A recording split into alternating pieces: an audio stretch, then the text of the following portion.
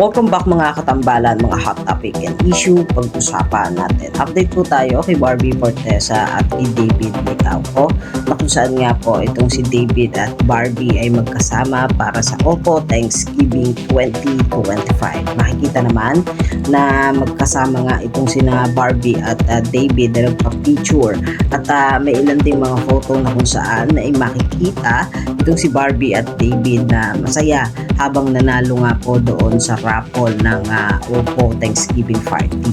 At makikita rin na kasama ni Barbie Fortesa si Bea Alonso na kung saan nga po itong si David at Barbie ay kapwa brand ambassador ng Oppo. At makikita rin na napakasaya nung naganap na Thanksgiving Party ng Oppo na kung saan nga makikita rin ito si Barbie na talaga naman enjoy na enjoy at nagsasasayaw pa nga po at nang manalo nga po doon sa raffle. May ilan ding mga photo na kung saan ay kuha nga po ito doon sa naganap na Thanksgiving kagabi ng Oppo na kung saan lang po ay talaga namang nag-enjoy itong si Barbie Fortesa at David Licauco. Samantalang nagkaroon naman ng post itong si Barbie sa kanyang social media account ng kuha kasama ang kanyang kumare na si Kaylin Alcantara, habang ito naman si David ay meron ding ilang mga photo at ito naman din ay kuha doon sa naging pictorial niya para po doon sa bench. Labas din ng photo itong si David at ito nga po ay kuha